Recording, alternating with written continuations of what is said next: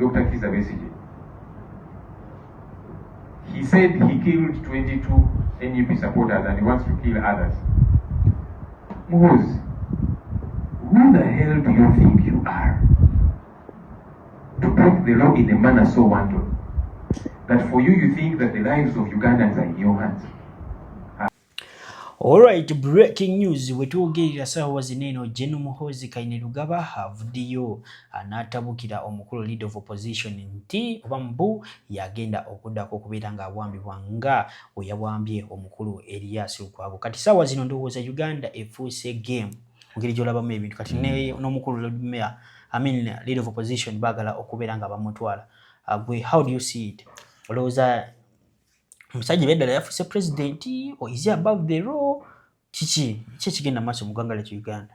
Waliwo omukulu amanyikidwa nga tikyalumbuye waliwo watera okugamba nti ebiseera ebisinga Uganda tulinga abali mu firimu nti oluva mu paati eno tudda mu paati ndala kyatera okugamba nti eyo diversion oba onfuna kati sijja kugamba nti ekya Erias Lukwago diversion wabula bagezaako okubanga balina kye bagezaako okuba nga babikkirira oba weegendereza emabegakaawo twali twakava mu butambi tugenze twali tuli mu okero ate ne batusulamu Anitamu kati tuvamu Anitamu nammere kati kwegamba kati zino tuli ku twana kati tuli ku Lukwago kati ate sawa yo noyinza n'okuwulirayo omulala leader of opposition kikyo sijja kukiwaggala nti naye kyolina omanya nti Gen. Muhoozi waba agamba nti agenda kubanga akwata buli omu agezaako okwogera ku kye yakoze Erias Lukwago definitely abagenda kukwata ggwanga lyonna lyonna kuba sisuubira nti abantu basanyufu ku kikolwa kye yakoze. Ssemujjunganda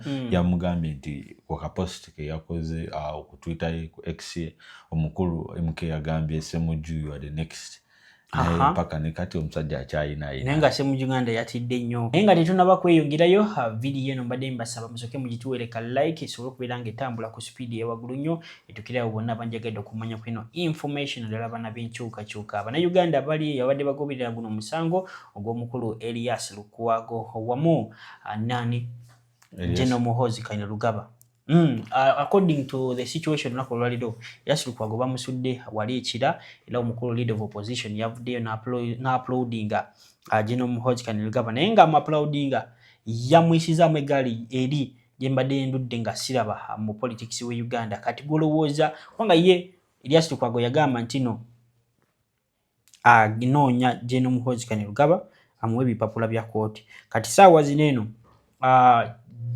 leader of opposition so mwita Honorable Joel Ssenyonyi yavuddeyo n'amuyisaamu eggaali ebyaddala naye ndowooza byavudde kuvuma His Excellency Robert Kyagulanyi olunaku olw'ejjo ziri tweets ze baakoze ejjo yamuvumye neki ekigambo ekya F osegeera kati njagala kumanya ebirowoozo byo mu comment section. What is the essence of Gen. Muhoozi Kainerugaba abducting these top officials naddala bali mu opposition? Yalaba ekisingira ddala okukwasa n'ennaku kiri nti omukulu Erias Lukwago tebanaba kubanga bamutuukako ate ideally omuntu wabazizza omusango abalina abaloya abakola tya ababalina okubanga ate oli yatugambye mbu bamukubye ekibooko tebagala abanamawulire bamukwate bagala soke ebintu bisooke bikakane baleke bamuteeke mu mawulire ng'ebintu bikakane olwakafaananyi kendabya katambulawo nga omuteba gwasiiza gwaddala sijja kugamba nti kikakasa wabula ogenda kubanga akafaananyi ndowooza kabateerayo naye nga kyolina okumanya nti embeera yo ekyali yakinyika oba embeera tenaba kubanga eteekera ddala kubanga n'abantu ba next of kin be wandigambye aba Erias Lukwago tebanaba kubanga bakkirizibwa okutuuka ewa Erias Lukwago. Kati what are the chances that Erias Lukwago tebamuwadde obutwa banga basinga be abductinga olabira ddala nti no malaba Fred Nyanzi yagenda ku detoxification yagenda wano mu Aga Khan Kenya bamuteeka ku ddagala bamuggyemu obutwa bamuteekamu bwe yagamba. Kati what are the chances that Erias Lukwago tebamuteereddemu wonna babadde. Definitely the chances are very minimal kubanga wabanga yatuuse mu mikono gy'abasajja tebayinza kubanga bamulese n'agenda bugenzi bwatyo.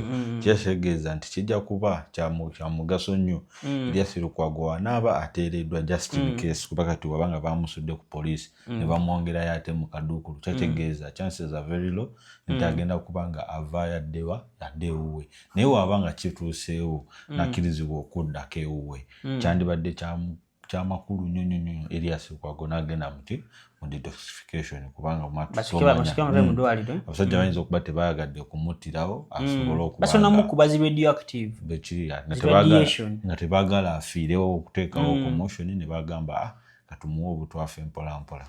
Awo wenyini bingi nnyo byetulabye bigenda mu maaso mu ggwanga lyaffe Uganda.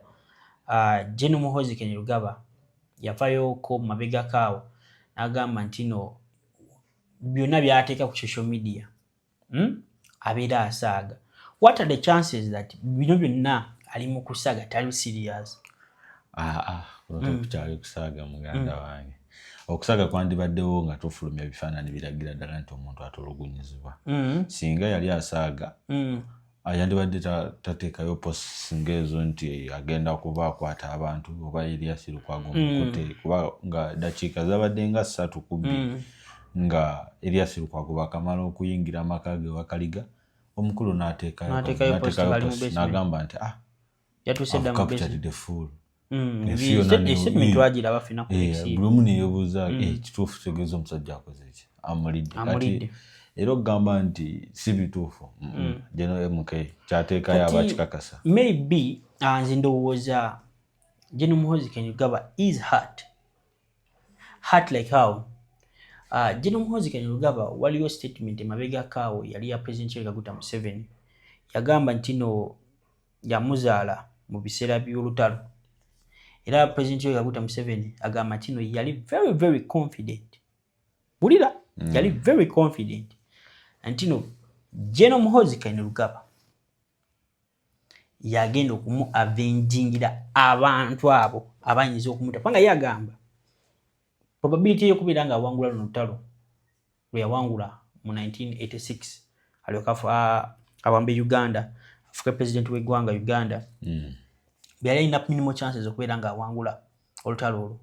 Ko ye n'agamba nti no bwe bamukubira ekisonyi bamugamba maama gye ndakoze eki azaddeyo akaana kalenzi kwe kumutuma Muhoozi mbu Muhoozi kitegeeza avenge galinga agamba nti no waba afudde mu lutalo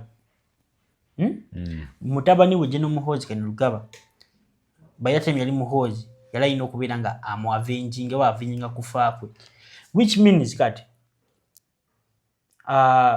wetuba tusize ekyo ekifaananyi awo nga tukitadde wali ne wavaayo information anti no Dr. Kizza Besigye ne tiimu ye baagala okutta President Yoweri Kaguta Museveni. Is he avenging? Oba agezaako protecting tata kubanga tiyafa segeza taditerera avengers yakola wakati azi nagezaako kukuuma taata we basinga we batambuza propaganda bali mukuyanga batambuza the story tino ageza kubeera nga akuuma taata we bana abantu ba Erias Lukwago since Dr. Kizza Besigye ali mu kibiina kye agezaako kubeera nga abalaga ntino tino nze I'm protecting my dad. Is it the ideal situation egenda maaso? Kakati waliwo mukulu presidential candidate amanyikiddwa nga Mubaraka Munyagwa. Mubaraka Munyagwa yagambye ku video mu interview yagambye nti General Muhoozi kimukozesa bino byonna ali mu kutya ki agamba ye kimuleetera okulowooza nti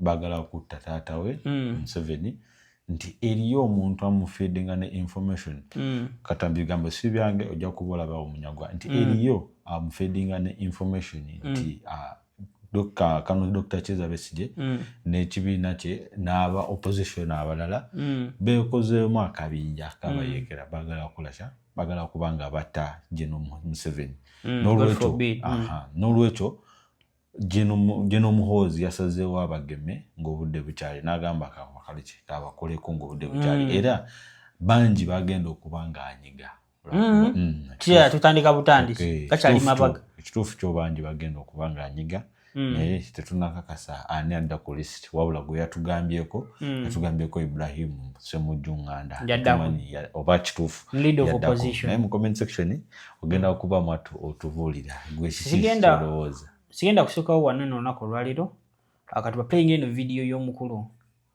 leader of opposition osomuyita George Ssenyonyi ageza kubeera nga kuwulira the current situation and what they are likely to do oba kitwandiyise follow ups in this current situation. His Excellency Robert Kyagulanyi olunaku olwaleero abasuubiza okubeera ng'agenda kwogera kati mwekuumire ku channel yaffe musubscribinge musoke mulabe biki ebigenda mu maaso mu ggwanga Uganda.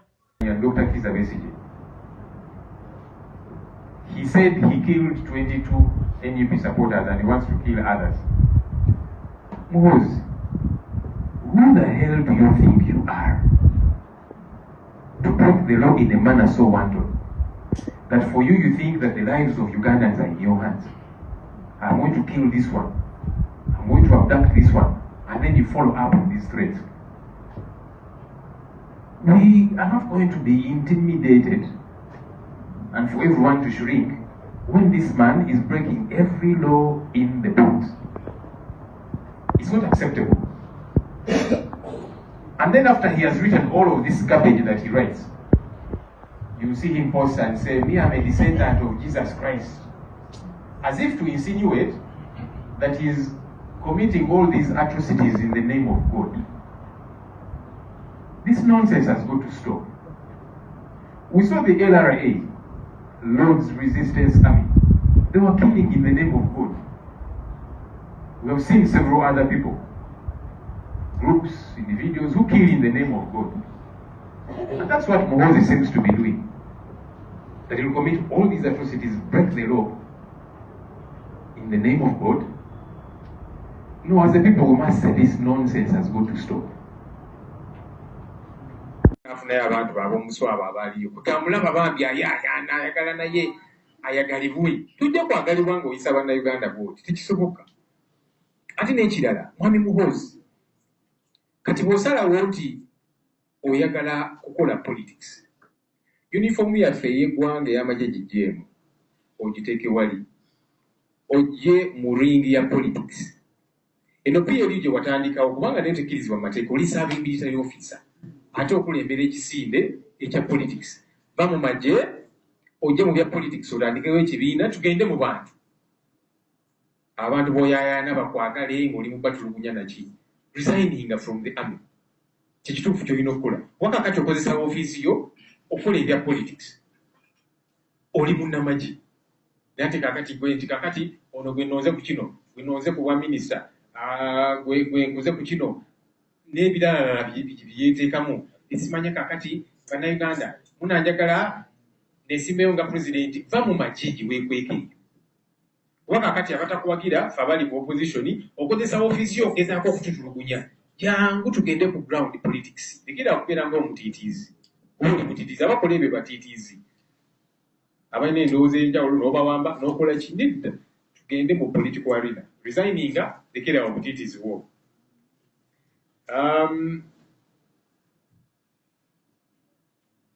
Kisitu kangende ku kisitu.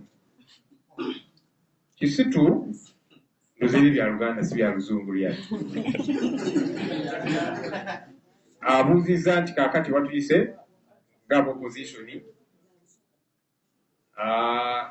bonna tebaliiwo muno olabamu wa NRM. Abannuupu ba NRM ab'ebibiina ebirala opposition bawakazindala munziriremu tutegeeza kibuuzo kye. Of course parliament eri mu recess nga bwe mukimanyi, so ababaka bangi bali mu byalo byabwe constituency zaabwe etugambye abaliwo tubeerewo. Abalala of course balina mu by election Kalangala, Ekikuube, abalala in fact aba PFF bali mu campaigning ya candidate wa NUP Ekikuube OLC5 n'abalala b'ebitundu byabwe ebyenjawulo.